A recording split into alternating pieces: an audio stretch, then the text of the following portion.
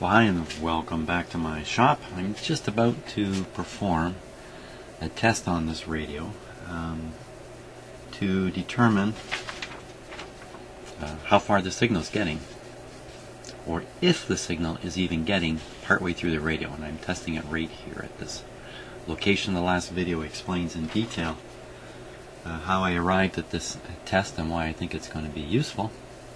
So I'm just going to go ahead and perform it. Now, in order to do this, I have to make contact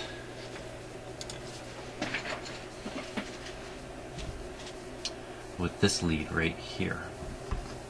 And rather than hold a probe in there, and the problem for me, my scope is kind of over my shoulder from the way I'm looking right now. And if I put a probe in there, turn my head to look back at the scope, there's no doubt that probe is going to end up somewhere else. And I don't want it slipping and sliding around inside the back of this radio, because look at the potential for short circuits is so huge. Like if I'm trying to hold a probe here and it just slips a little bit right into there, I'm going to be shorting things out. Don't want to do that. So I'm going to actually solder in a component as a test point. So I'm just getting ready here. Just warmed up my soldering iron, and while that was happening, I warmed up my cup of coffee. So here we come in here. All we need to do is just tack this thing on here. The soldering iron is really hot.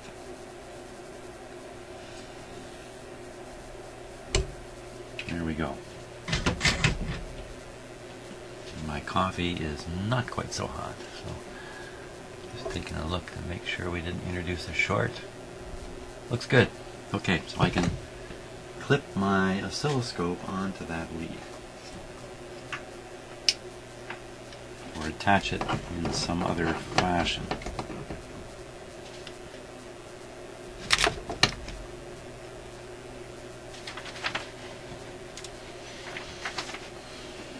Now,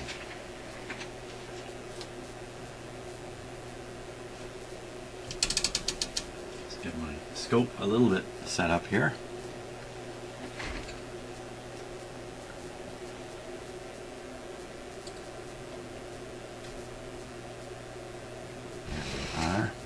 Connected now to that point. I don't have a ground connected from the scope, so I better do that.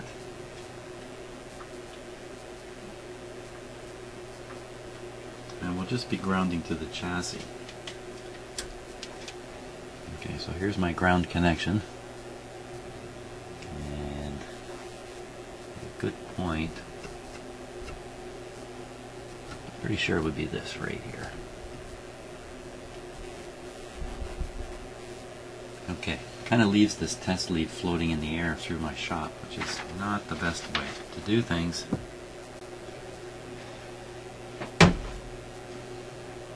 But then again, who says I do things the best way? I really... Listen, if you think I'm showing you the best way to do things, no, I'm showing you my way. I'm sure those of you with more experience in this are thinking, hey, you know what, there's some better things you could do here, Jim, but I've only got the brain I've got in my head, so I got to deal with that one. Okay, so I think we're all set here. So let's plug in the radio.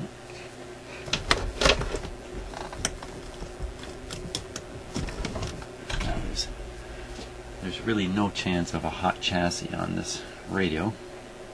That being said, before I apply this ground, I'm going to check for that. That's my hot chassis warning light. Clip there. Can you see the light? You can. This red light back here. If the chassis is hot, that red light will come on.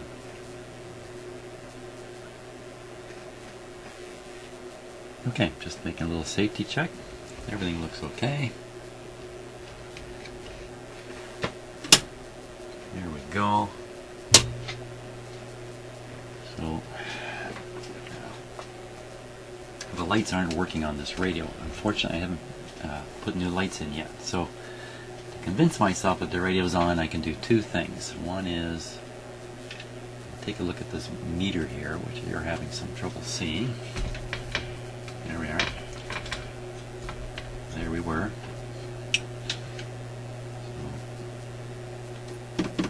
Because I have a light bulb in series with the radio, the voltage that the radio sees is reduced a little bit. And that's what this meter is indicating. When I supply full voltage to the radio, it'll go right up to the number 1 here. If under the way I have these switches set, I saw full voltage, then I know this radio is not on, it's not drawing any current. So, long explanation, probably didn't make a lot of sense, but that's the fact of the situation. Another meter I can look at is this one, which shows me the line voltage on the plug that the radio is plugged into. It should normally be pretty much straight up and down. It's not straight up and down right now because I have a light bulb in series again. You can see it glowing down there. See that little bit of glow? So that's dropping the voltage that's reaching the radio. All these things indicate their radio is drawing current. I don't have to look around the back and see if the tubes have lit up. Okay, wild stuff happening on my scope, by the way, because I don't have the ground on. Now the red light did not come on, as expected, so I really can fearlessly connect up the ground to my scope. I did this a couple of months ago and the lights went out in my shop. But, not this time. And I cleaned up the scope display great. So, now, what do we expect to see on the scope? We expect to see the IF frequency displayed on the scope. So let's go take a look at the scope.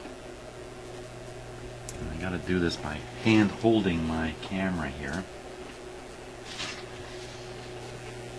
So I apologize for the way this is going to look or go. There we are. Turn down the brightness just a little bit on this. Okay. So we'll turn down the, there we go. Boy, that's pretty ugly. What the heck is that? Just go a little faster here. Interesting enough. What you see on your screen, that's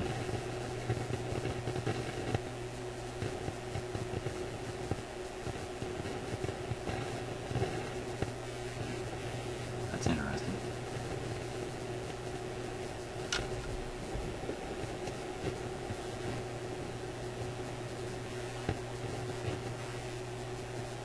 That's interesting, isn't it?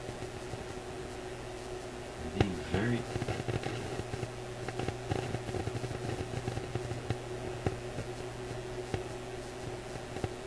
We're onto something here. So I'm hearing the pops and clicks and static in the radio, and I'm seeing the voltage at this point fluctuate.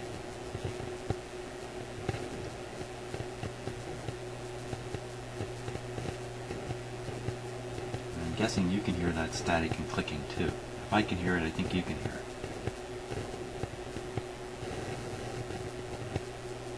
Wow, okay, that's interesting.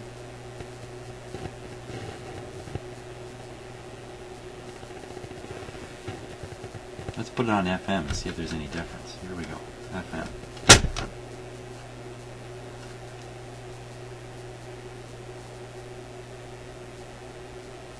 And the same frequency sitting there.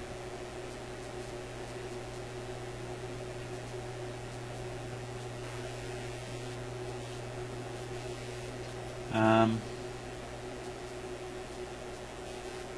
I don't think that's in any way is that the IF signal.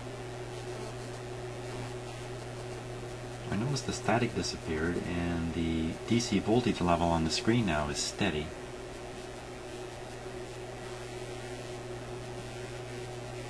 Actually, I have it set to AC only, not to DC. And that's why when the fluctuations occurred, you saw this kind of pop and then drift back, pop and then drift back. Because of that setting. The AC setting. Well, there's nothing similar going on here on FM, which is kind of throwing me off a little bit because I'm kind of hoping both AM and FM do the same thing. Let's go back to that AM thing. 1, 2, 3. I think this is AM now. Broadcast band.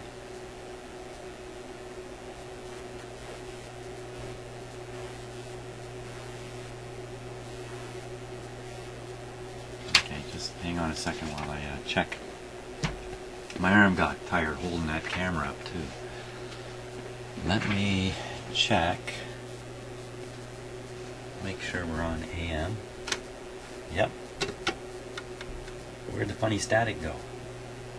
Okay, let's give the set full voltage here.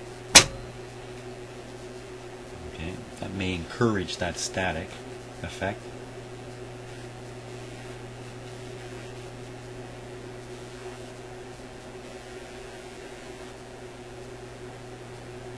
Nothing. I'm watching my scope. It's bouncing up and down a wee bit.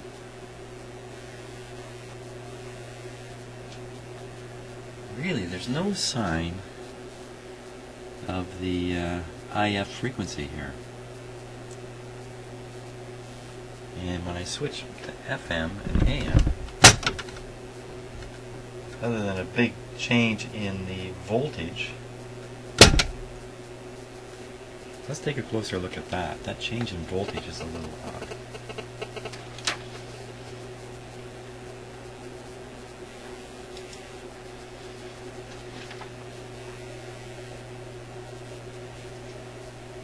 Another thing I got to remember when I'm, hey, it's my phone coming across on the radio. But when I'm holding this particular camera, I have to remember that it's got a grounded metal shell. And if I hold the camera by the shell, which really looks like plastic, I'm setting myself up for a shock. So I got to hang on to this rubber part here. Don't let me forget that now. So I'm also going to change this to DC. Okay, and the signal's disappeared. Oh, here it comes.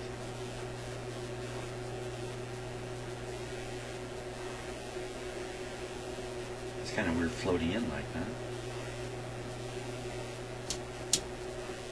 Okay, first let's ground it. Put the input to ground. Okay, so that's reading a 0. Well, you know what? I'm reading this through a capacitor, for crying out loud, so that's why we're getting the effect we're getting with the DC.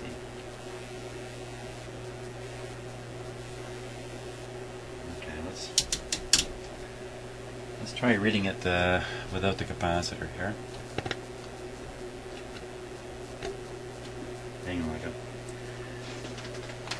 Hang on one moment. Enjoy this view of nothing here for just a moment. While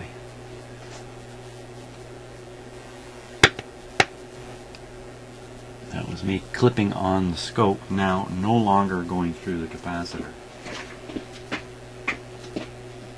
Okay, now we're on ground. We're on ground. I'm on the 20 volts per centimeter scale.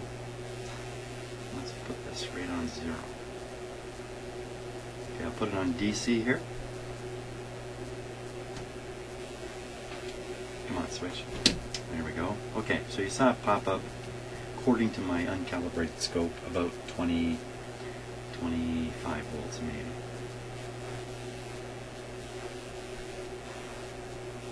It'd be nice if that static came back now and I could see the effect of it. Let's switch to FM and see what happens to this. Almost nothing. Almost nothing happened. Now I've made my scope very, very insensitive, so you can't even see the signal on it. So, but it does show us that this I don't know, DC effect is actually very, very, very minimal.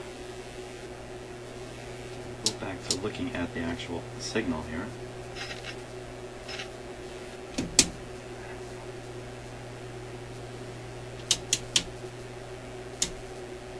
For all intents and purposes, that just looks like a hum to me. If we tune the radio, and this is actually IF frequency here, then we will see this these waves get closer or farther to get farther apart. Tuning away, and I'm seeing no change. So I really am quite convinced this is not the IF. So this is suggesting to me there is no IF signal. Okay, back to FM. You see, it's exactly the same.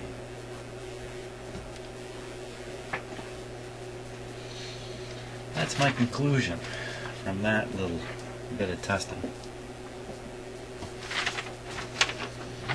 My conclusion is there is no IF signal present at the plate of this tube. So that would suggest there's no IF signal available from this coil. But we're coming back to the open IF coil problem, aren't we? Defective tube could cause this, but I tested this tube. It tested fine. So we need to look at what's on the grid of this tube. It could be as simple as this capacitor is open, but there is a resistor here.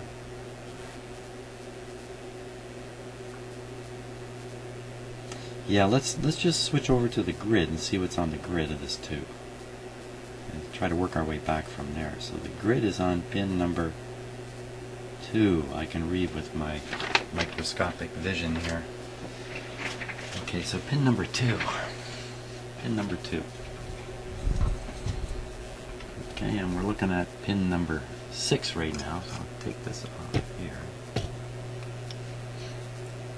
So 1, 2. Pin number 2. Now this might be noisy too. As I touch a grid, you may hear stuff come out of the speaker, which would be a good thing. Ooh, son of a gun. I'm trying to hold this so I don't ground my hand here against the little ground prong. I don't like being grounded. Okay. Hooah! I bet you that came across pretty good. I should turn the volume down on this, shouldn't I? That should keep the noise out.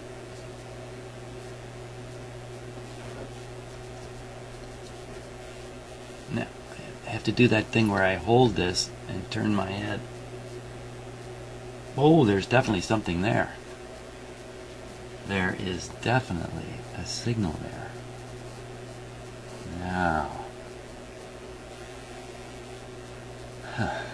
looks like that grid is fed basically straight out of this coil.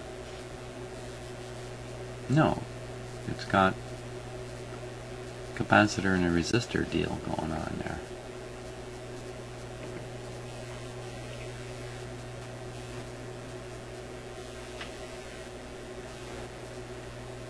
One, two. Well, I can't see what's going on the top, but it sure looks like it. Like I don't know. Sure looks like this tube grid is connected right into the coil. I wonder if I'm doing something wrong here. I'm always wondering if I'm doing something wrong. I think my mom was wondering that too when I was a kid. Okay.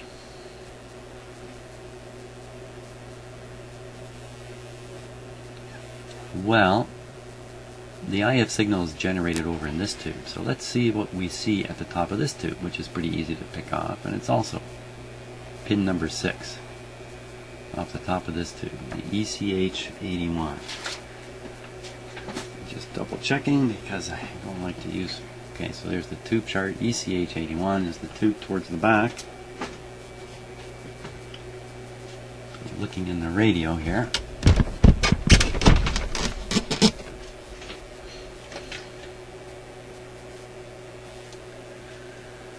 That's going to be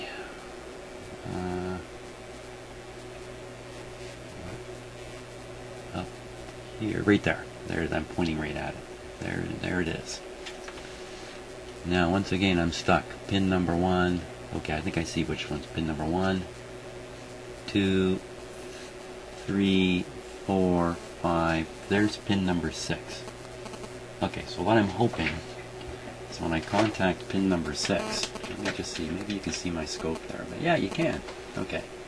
I'm going to contact pin number 6. We'll see what happens. Hey, first of all, here's the grid on the other two. We'll take a look at the signal together here.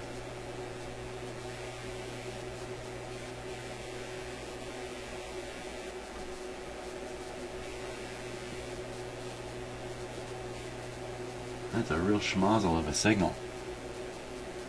Look at that. What the heck is that?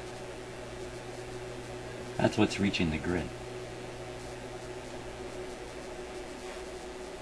That's a wild, wild guy there.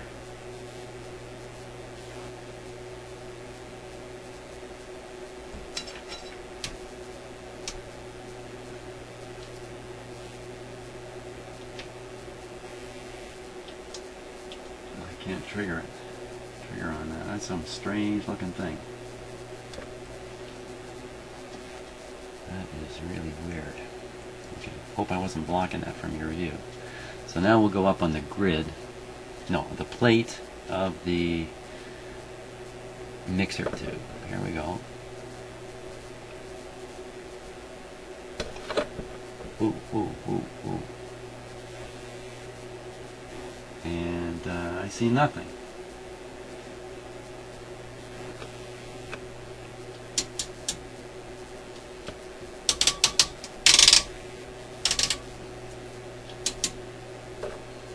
I think there's nothing there. Mixer tube, eh? Well, that would certainly explain things. If the mixer tube's not mixing. Oh, I thought I checked that tube. ECH81.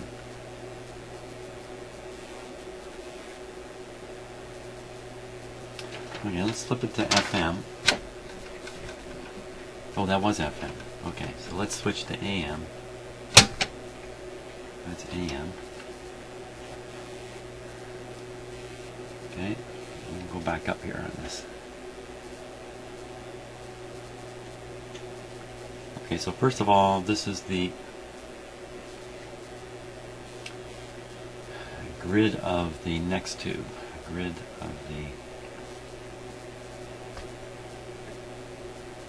audio preamp. Look at that. Look at that. Well, that certainly looks like. That's almost for sure. There it is. There it is. Oh, oh, oh, oh, oh. Don't slip around now. Grounding a grid's not as bad as grounding the plate. We're going to tune the radio now, and we should see that signal change. I mean, I got to do this so you can see it. Okay. Rearrangement time here. Here we go. Here we go. Let's see how far I can get before I drop the camera on the floor.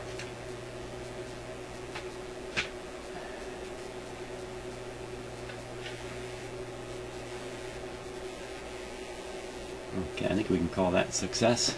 Now,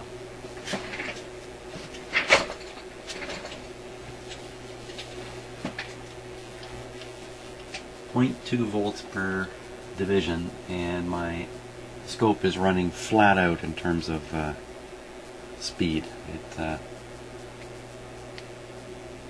I've got it going as fast as I can here. So, starting first with the grid.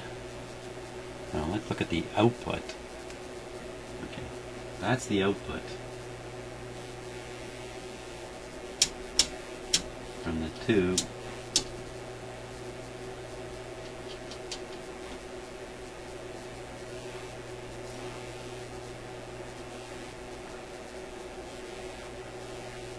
What is that? Not sure what we're seeing there. If I go back to the grid of that tube, this is the audio, first audio. No, what am I saying? This is the detector tube. So we're going to the grid of the detector tube. Output of the first IF transformer. Here we go. Okay, I'm on there.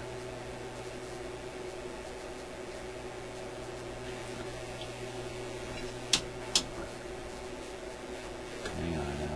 My scope's acting up a little bit here. There we are. Now I'm going to try to tune this radio.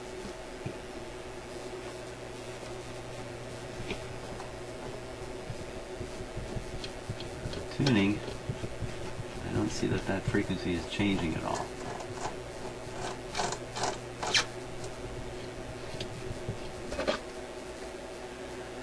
Oh my. Oh my my.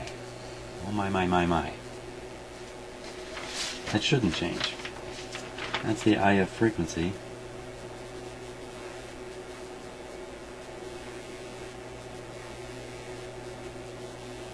Ooh, I'm confused. I've become massively confused at this point. So that signal was in the IF circuit, and it should only be 455 or 10.7. And it should only be there if there's a signal being received. Yeah, massive confusion has overtaken my mind here on this.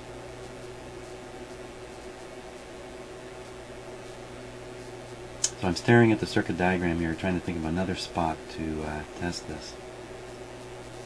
Let's go back to the plate of the ECH 81, the oscillator mixer tube.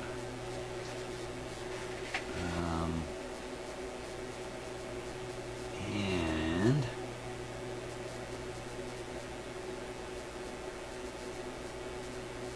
I'm very quiet while I'm looking at this. Okay, so the plate, pin 6, 1, 2, 3, 4, 5. I'm pretty sure this is pin 6. Here we go. Pin 6 of the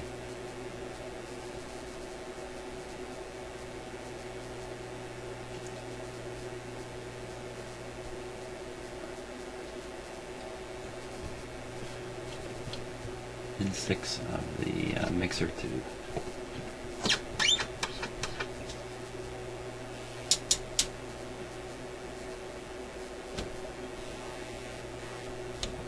Yeah, nothing there.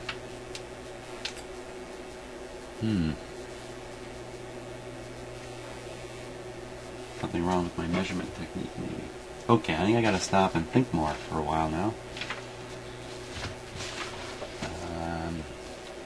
Because I'm kind of getting lost in things, so I've overwhelmed my brain.